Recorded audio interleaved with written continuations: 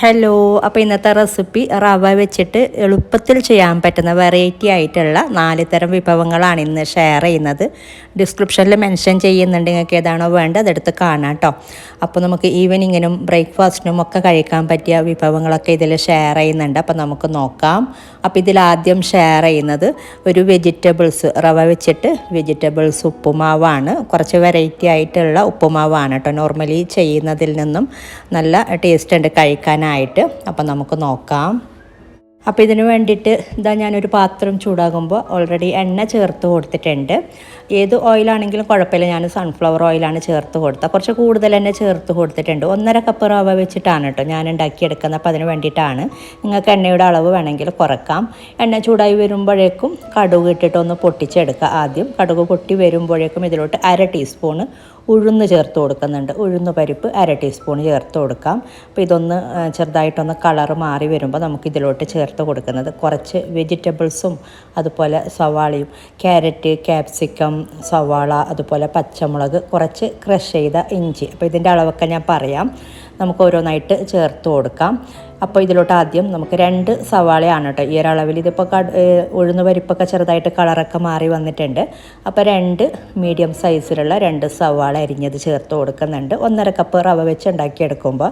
അതുപോലെ ഇതിലോട്ട് ഇഞ്ചി, ചെറിയൊരു കഷ്ണം ഇഞ്ചിയാണ് കേട്ടോ, 1/4 ഇഞ്ച് സൈസിലുള്ള ഇഞ്ചി ക്രഷ് ചെയ്തതും, അതുപോലെ ഒരു 4-5 പച്ചമുളക്, പിന്നെ 1/2 കപ്പ് ക്യാരറ്റ് ചെറുതായിട്ട് അരിഞ്ഞത്, അതുപോലെ ക്യാപ്സിക്കം 1/4 കപ്പ് അല്ലെങ്കിൽ 1/2 കപ്പ് വരെ ചേർത്ത് കൊടുക്കുക കേട്ടോ. ഞാൻ ക്യാപ്സിക്കം കുറച്ചിട്ടുണ്ട്, 1/2 കപ്പ് നിറച്ചെടുത്തിട്ടില്ല. ക്യാരറ്റ് ആണെങ്കിൽ 1/2 കപ്പ് നിറച്ചെന്നെ ചേർത്ത് കൊടുത്തിട്ടുണ്ട്. അപ്പോൾ വെജിറ്റബിൾസിൻ്റെ അളവൊക്കെ നിങ്ങൾക്ക് ഇഷ്ടത്തിനനുസരിച്ച് ക്യാരറ്റും ക്യാപ്സിക്കം ഒക്കെ അളവിലൊക്കെ മാറ്റം വരുത്താം. സവാള ഏകദേശം മീഡിയം സൈസിലുള്ള 2 സവാളയൊക്കെ ചേർത്ത് കൊടുക്കുക കേട്ടോ. 1.5 കപ്പ് റവ വെച്ച് ഉണ്ടാക്കിയെടുക്കുമ്പോൾ നിങ്ങൾ 1 കപ്പ് റവ വെച്ചിട്ടോ അല്ലെങ്കിൽ 1/2 കപ്പ് റവ വെച്ചിട്ടൊക്കെ ചെയ്യുമ്പോൾ അതിൻ്റേതായ രീതിയിൽ ഇതിൻ്റെ അളവൊക്കെ കുറച്ചാൽ മതി. അപ്പോൾ ഇനി നമുക്കിതൊന്ന് വഴറ്റിയെടുക്കണം. സവാളയൊക്കെ ഒന്ന് വഴന്ന് വരണം. അതുപോലെ പച്ചക്കറികളൊക്കെ വെന്ത് കിട്ടുകയും വേണം. മീഡിയം ഫ്ലെയിമിൽ വെച്ചിട്ട് വഴറ്റി കൊടുത്താൽ മതി. പിന്നെ ഇതിലോട്ട് മെയിനായിട്ടുള്ള ഒരു ഇൻഗ്രീഡിയൻറ്റ് ചേർക്കാൻ വിട്ടുപോയിട്ടുണ്ട്. നമ്മളൊരു ഫ്ലേവറിന് വേണ്ടിയിട്ടാണ് ചേർത്ത് കൊടുക്കാറുള്ളത്. അപ്പോൾ നിങ്ങൾക്ക് ആർക്കെങ്കിലും മനസ്സിലായിട്ടുണ്ടെങ്കിൽ കമൻറ്റ് ചെയ്യാം കേട്ടോ. ഞാൻ എല്ലാം പ്ലേറ്റിലോട്ട് ആക്കിയപ്പോൾ അതും കൂടെ ഇട്ട് കൊടുക്കാൻ വിട്ടുപോയിട്ടുണ്ടായിരുന്നു. പിന്നെ ഇതിലോട്ട് നമ്മൾ ചേർത്ത് കൊടുക്കുന്നത് അണ്ടിപ്പരിപ്പാണ്. 8-10 അണ്ടിപ്പരിപ്പ് ചേർത്ത് കൊടുക്കുക. കയ്യിലില്ലാന്നുണ്ടെങ്കിൽ കുഴപ്പമില്ല. ചേർത്ത് കൊടുക്കുമ്പോൾ കുട്ടികൾക്കൊക്കെ കഴിക്കുമ്പോൾ ഒന്നും കൂടെ അവരിഷ്ടത്തോടെ കഴിച്ചോളും. അതുപോലെ ഒരു ഫ്ലേവറും കിട്ടുന്നുണ്ട് അണ്ടിപ്പരിപ്പും കൂടെ ഇതിൻ്റെ കൂടെ ചേർന്ന് വരുമ്പോൾ. ഇനി നമ്മൾ ഇതിലോട്ട് ചേർത്ത് കൊടുക്കുന്ന കായപ്പൊടിയാണ്. ഒരു നുള്ളു മാത്രമേ ഞാൻ കായപ്പൊടി ചേർത്ത് കൊടുത്തിട്ടുള്ളൂ. ഫ്ലേവർ ഇഷ്ടമാണെങ്കിൽ ഒരിച്ചിരി ചേർത്ത് കൊടുക്കാം. ഇവിടെ കർണാടക സ്റ്റൈലിലുള്ള ഒരു ഉപ്പുമാവാണ് കേട്ടോ. പക്ഷേ നമ്മൾ കേരളീയർ കഴിക്കാറുള്ള ആ ഒരു ഫ്ലേവറിൽ തന്നെയാണ് ഞാനിത് ഉണ്ടാക്കിയെടുത്തിട്ടുള്ളത്. ഒരുപാട് ഇങ്ങനെയുള്ള കാര്യങ്ങൾ അവർ കടലപ്പരിപ്പ് അങ്ങനെയൊക്കെ ചേർത്ത് കൊടുക്കാറൊക്കെ ഉണ്ട് ഇവിടെ ഈ ഒരു ഭാഗത്തൊക്കെ ചെയ്യുമ്പോൾ. ഇനി ഇതിലോട്ട് ചേർത്ത് കൊടുക്കുന്നത് നമ്മുടെ റവ.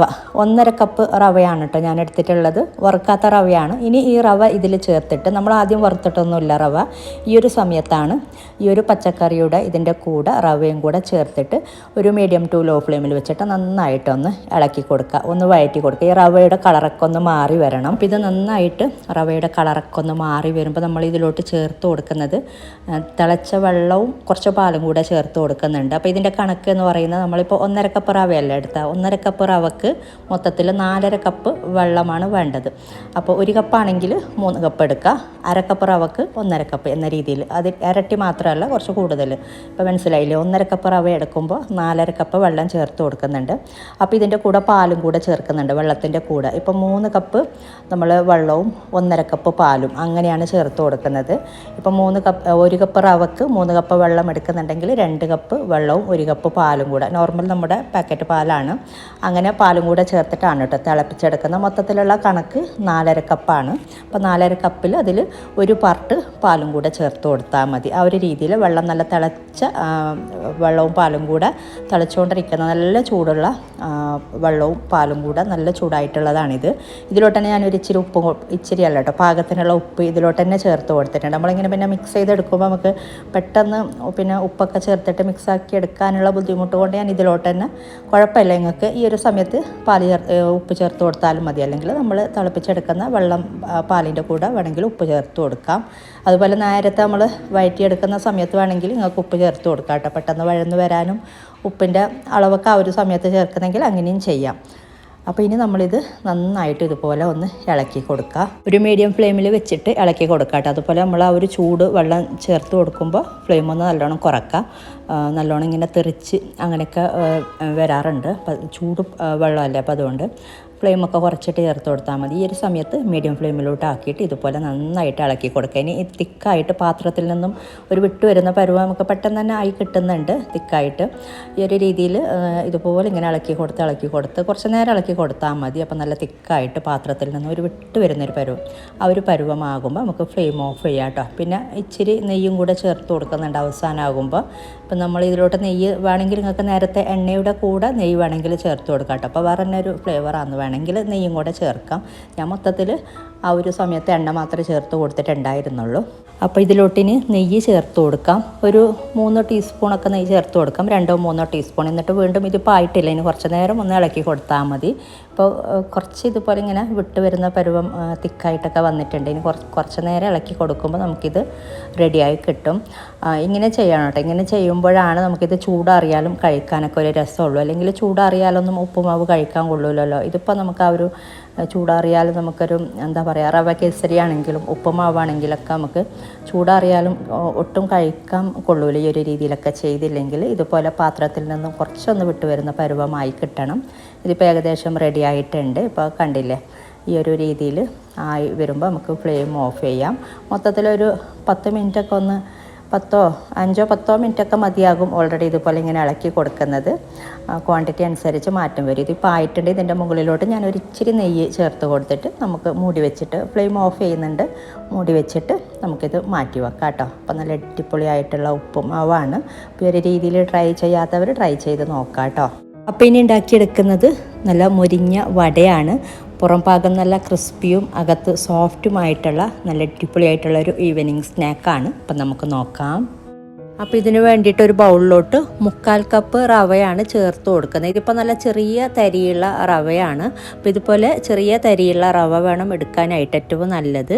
ഇനി ഇതിലോട്ട് ഞാൻ ഇതിൻ്റെ കൂടെ ഒരു 2 ടേബിൾ സ്പൂണ് മൈദയും അതുപോലെ 2 ടേബിൾ സ്പൂണ് അരിപ്പൊടിയും കൂടെ ചേർത്ത് കൊടുക്കുന്നുണ്ട്. അപ്പോൾ നിങ്ങൾക്കിത് വേണ്ടെങ്കിൽ ഒഴിവാക്കാം, മൊത്തത്തിൽ 1 കപ്പ് റവ തന്നെ ചേർത്ത് കൊടുക്കാം കേട്ടോ. അങ്ങനെ വേണമെങ്കിലും ചെയ്യാം. ഇനി ഇതിലോട്ട് 1/2 കപ്പ് തൈരാണ് ചേർത്ത് കൊടുക്കുന്നത്. ഇനി ഒരു ഈ പാത്രത്തിൽ തന്നെ 1/2 കപ്പ് വെള്ളവും കൂടെ ചേർത്ത് കൊടുക്കുന്നുണ്ട്. ഇനി ഇത് എല്ലാം കൂടെ നന്നായിട്ടൊന്ന് മിക്സ് ചെയ്തെടുക്കുക. ഇനി നമ്മളിത് മിക്സ് ചെയ്തിട്ട് ഒരു അരമണിക്കൂറോളം മാറ്റി വെക്കുന്നുണ്ട്. എന്നിട്ടാണ് ബാക്കി കാര്യങ്ങളൊക്കെ ചേർത്ത് കൊടുക്കുന്നത്. അപ്പോൾ നമ്മൾ അരമണിക്കൂറൊക്കെ മാറ്റി വെക്കുമ്പോൾ ഇത് നല്ലോണം സോക്കായി വെള്ളം കുടിച്ചൊന്ന് തിക്കായി വരാറുണ്ട്. പക്ഷേ ഈ ഒരു റവ അത്ര തിക്കായി വരാറില്ല കേട്ടോ. നമ്മൾ എടുക്കുന്ന റവയുടെ ഇതനുസരിച്ചിരിക്കും. നമുക്ക് പിന്നീട് വേണമെങ്കിൽ ഇതിലോട്ട് റവ വേണമെങ്കിൽ ചേർത്ത് കൊടുക്കാം, നോക്കിയിട്ട് ഒരു 2-3 ടേബിൾ സ്പൂണ്. അതുപോലെ വെള്ളം വേണമെങ്കിലും പിന്നീട് നോക്കിയിട്ട് ചേർത്ത് കൊടുക്കാം കേട്ടോ. ഇപ്പോൾ നമുക്കൊരു അരമണിക്കൂറിൻ്റെ അടുത്ത് ഇത് മാറ്റി വെക്കാം. അപ്പോൾ ഇത് അരമണിക്കൂറോളം മാറ്റി വെച്ചിട്ടുണ്ടായിരുന്നു. ഇനി ഇതിലോട്ട് നമുക്ക് കുറച്ച് കാര്യങ്ങളൊക്കെ ചേർത്ത് കൊടുക്കാനുണ്ട്. ഇതിപ്പോൾ നല്ല പാകത്തിനുള്ള പരുവം തന്നെയാണ്. ഇനി ഇതിലോട്ട് വെള്ളം ചേർത്ത് കൊടുക്കേണ്ട, അതുപോലെ റവ ചേർത്ത് കൊടുക്കേണ്ട ആവശ്യമില്ല കേട്ടോ. പാകത്തിന് കറക്റ്റ് നമുക്കൊരു നുള്ളി എടുക്കാനുള്ള പരുവാണ് വേണ്ടത്. ഇനി ഇതിലോട്ട് കുറച്ച് കാര്യങ്ങൾ ചേർത്ത് കൊടുക്കാം. ഒരു ചെറിയ സവാളയുടെ പകുതി ചെറുതായിട്ട് അരിഞ്ഞിട്ട് ചേർത്ത് കൊടുക്കുക. അതുപോലെ ഒരു 1/4 ഇഞ്ച് സൈസിലുള്ള ഇഞ്ചി ഒന്ന് ചെറുതായിട്ട് അരിഞ്ഞത് ചേർത്ത് കൊടുക്കുന്നുണ്ട്. പിന്നെ ഒരു പച്ചമുളക് ചെറുതായിട്ട് അരിഞ്ഞത്, എരിവിനനുസരിച്ച് നിങ്ങൾക്ക് വേണമെങ്കിൽ കൂട്ടി കൊടുക്കാം. അതുപോലെ കുറച്ച് കറിവേപ്പില ചെറുതായിട്ട് അരിഞ്ഞത് ചേർത്ത് കൊടുക്കുന്നുണ്ട്. എല്ലാം കൂടെ ചെറുതായിട്ട് അരിഞ്ഞിട്ട് തന്നെ ചേർത്ത് കൊടുക്കുക. ഇനി ഇതിലോട്ട് കായപ്പൊടി, ഒരു നുള്ള് കായപ്പൊടി ചേർത്ത് കൊടുക്കുന്നുണ്ട്. അതുപോലെ നമ്മൾ ഉപ്പ് ചേർത്തിട്ടില്ല, പാകത്തിനുള്ള ഉപ്പ് ചേർത്ത് കൊടുക്കാം. എന്നിട്ട് ഇത് മിക്സ് ചെയ്തെടുത്തിട്ട് നമുക്കിതിലോട്ട് ബേക്കിംഗ് സോഡ ചേർത്ത് കൊടുക്കാനുണ്ട്. ബേക്കിംഗ് സോഡ എപ്പോഴും അവസാനം ചേർത്ത് കൊടുക്കുക. നല്ലോണം ഒന്ന് മിക്സ് ചെയ്തെടുക്കാം കേട്ടോ. അപ്പോൾ നേരത്തെ പറഞ്ഞപ്പോൾ നിങ്ങൾക്ക് വേണമെങ്കിൽ ഒരു 2-3 അല്ലെങ്കിൽ 1-2 ടേബിൾ സ്പൂണൊക്കെ റവ ചേർത്ത് കൊടുക്കാം നോക്കിയിട്ട്. അതുപോലെ നല്ലോണം ഓവർ തിക്കാണ് എന്നുണ്ടെങ്കിൽ വെള്ളം ചേർത്ത് കൊടുക്കുക. ഒരുപാട് വെള്ളം ചേർത്ത് കൊടുക്കരുത്. നമ്മളിത് എണ്ണയിലോട്ട് കയ്യിൽ നുള്ളിയെടുത്തിട്ടാണ് കേട്ടോ എണ്ണയിലോട്ട് ഇട്ട് കൊടുക്കുന്നത്. ഇനി ബേക്കിംഗ് സോഡ ഒരു 1/4 ടീസ്പൂണ് ബേക്കിംഗ് സോഡയും കൂടെ ചേർത്തിട്ട് ഒന്ന് മിക്സ് ചെയ്തെടുക്കുക. അപ്പോൾ ഇത് എല്ലാം കൂടെ മിക്സാക്കി എടുത്തിട്ടുണ്ട്. ഇനി നമുക്ക് ചുട്ടെടുക്കാം. കൈകൊണ്ട് തന്നെ മിക്സാക്കി എടുക്കുന്നതാണ് കേട്ടോ ഏറ്റവും നല്ലത്. നമുക്കപ്പോൾ കറക്റ്റ് പരുവം മനസ്സിലാവും. നമ്മളിതുപോലെ കയ്യിൽ നുള്ളി എടുത്തിട്ട് ഇങ്ങനെ കുറേശ്ശെ നുള്ളി എടുത്തിട്ട് എണ്ണ നല്ല ചൂടായ ശേഷം ചുട്ടെടുത്താൽ മതി. എണ്ണ നല്ല ചൂടായ ശേഷം ഒരു മീഡിയം ഫ്ലെയിമിലോട്ട് ആക്കിയിട്ട് ചുട്ടെടുക്കാം കേട്ടോ. ഒരിക്കലും ഹൈ ഫ്ലെയിമിൽ വെച്ച് ചുട്ടെടുക്കരുത്. പുറം ഭാഗം പെട്ടെന്ന് ഇത് ഫ്രൈ ആയി വരും, അകത്ത് അത്ര വെന്ത് കിട്ടില്ല. അപ്പോൾ അതിന് വേണ്ടിയിട്ട് ഒരു മീഡിയം ഫ്ലെയിമിൽ വെച്ചിട്ട് തിരിച്ചും മറിച്ചും ഇട്ട് ഫ്രൈ ചെയ്തെടുത്താൽ മതി. നമ്മൾ ഗോളി ബജിയൊക്കെ ഉണ്ടാക്കിയെടുക്കുന്ന പോലെ ഇതുപോലെ ഇങ്ങനെ നുള്ളിയിട്ട് ചെറിയൊരു ബോൾസ് പരുവത്തിൽ ജസ്റ്റ് ഒന്ന് നുള്ളിയിട്ട് കൊടുത്താൽ മതി.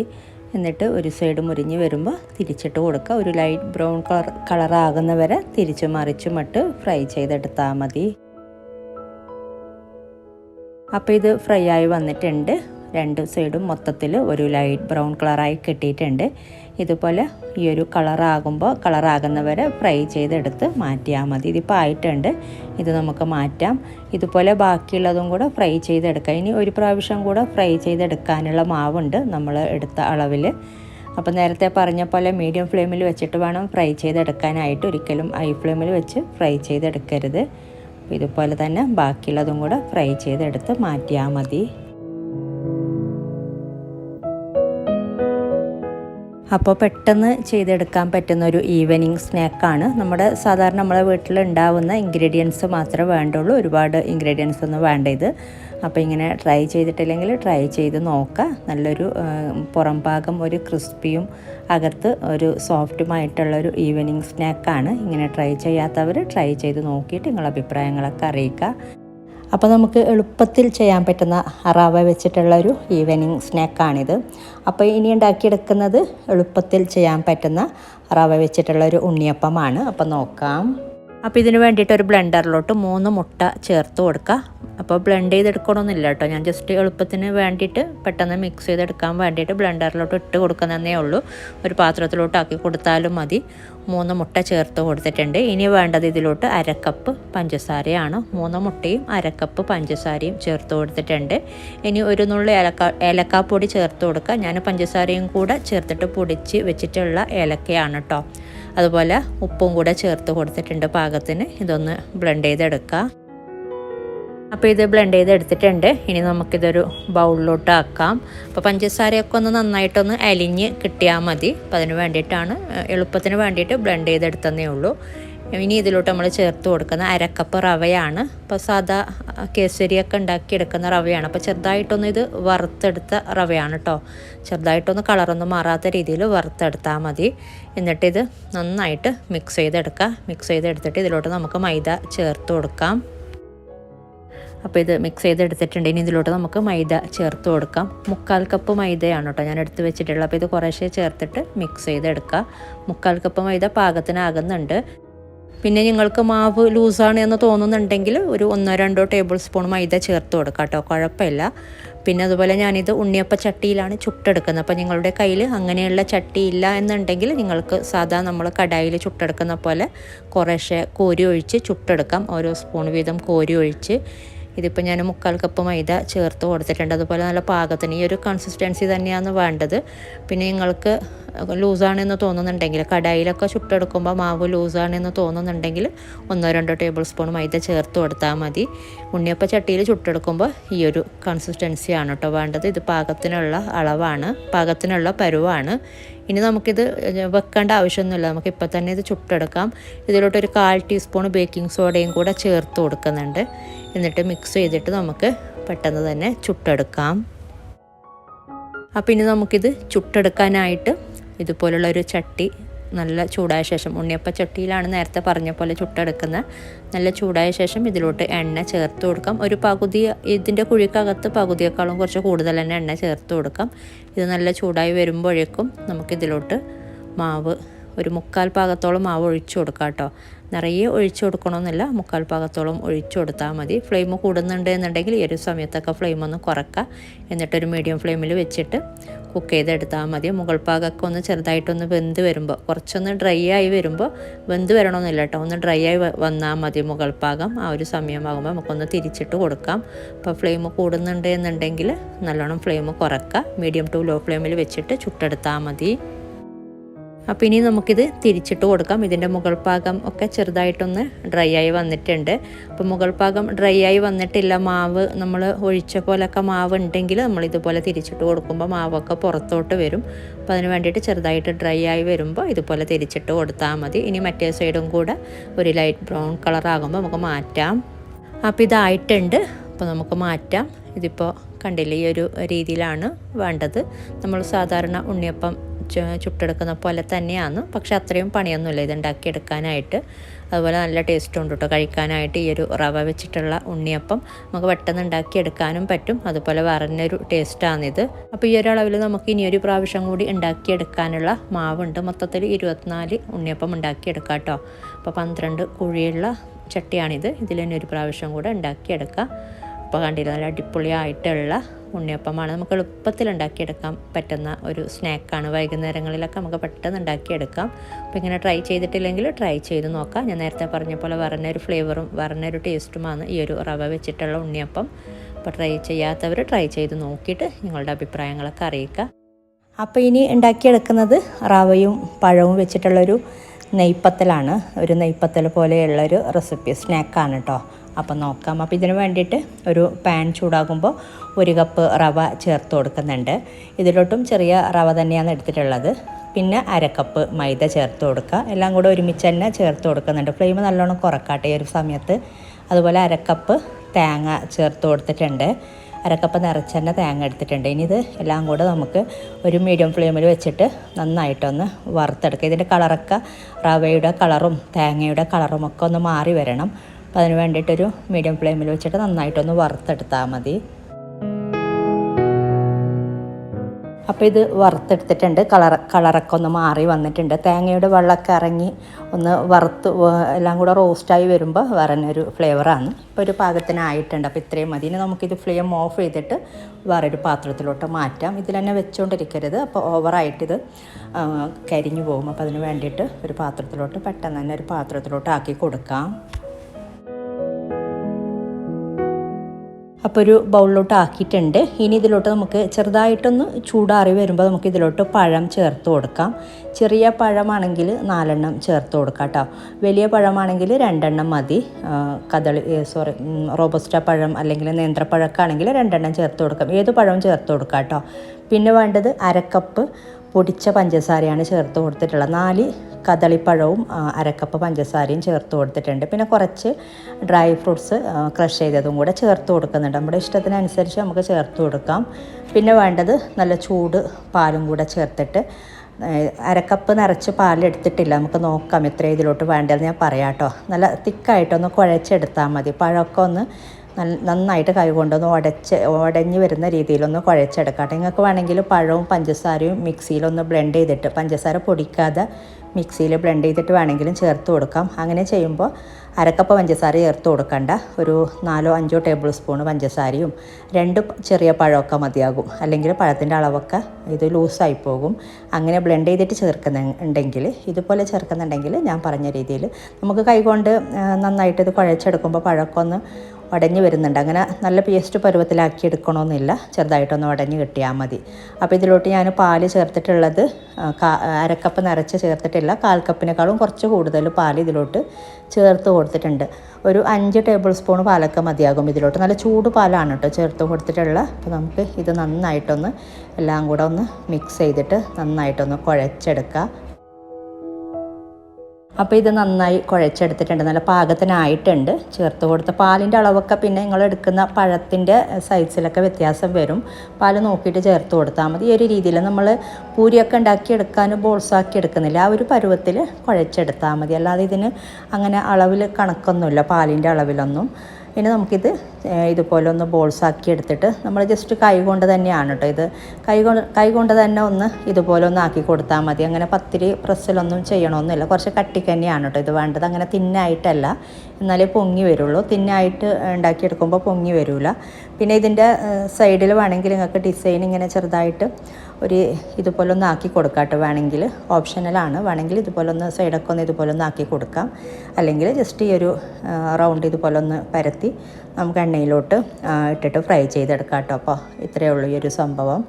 അപ്പോൾ എല്ലാം കൂടി വരുമ്പോൾ നല്ലൊരു ടേസ്റ്റാണ്. നമ്മൾ എല്ലാം കൂടെ വറുത്ത് റോസ്റ്റ് ചെയ്തിട്ടൊക്കെ അല്ലേ ചെയ്തിട്ടുള്ള പഴവും. അതുപോലെ നമുക്ക് കുറച്ച് ഇതുപോലെ ഒന്ന് പരത്തി വെച്ചിട്ട് എണ്ണ തടവി കൊടുക്കാട്ടോ. വേണമെങ്കിൽ കയ്യിലൊക്കെ നമുക്ക് അങ്ങനെ ഒട്ടിപ്പിടിക്കുന്നുണ്ടെങ്കിൽ ഒരിച്ചിരി എണ്ണ സ്പ്രെഡ് ചെയ്ത് കൊടുക്കാം. അതുപോലെ നമ്മളൊരു ഷീറ്റിലോ ഒരു പ്ലേറ്റിലൊക്കെ ഇട്ട് കൊടുക്കുമ്പോൾ ഒരിച്ചിരി എണ്ണ തടവി കൊടുത്തിട്ട് ഇട്ട് കൊടുക്കുകയാണെങ്കിൽ നമുക്ക് അങ്ങനെ ഒട്ടിപ്പിടിക്കുന്ന ഒരു ഇതുണ്ടാവില്ല. പിന്നെ നമുക്ക് എണ്ണ നല്ല ചൂടായ ശേഷം മീഡിയം ഫ്ലെയിമിലോട്ട് ആക്കിയിട്ട് ഇത് ഫ്രൈ ചെയ്തെടുക്കാം കേട്ടോ. അപ്പോൾ ഇനി ഫ്രൈ ചെയ്തെടുക്കാം. എണ്ണ നല്ല ചൂടായിട്ടുണ്ട്. ഞാൻ മീഡിയം ഫ്ലെയിമിലോട്ട് ആക്കിയിട്ടുണ്ട്.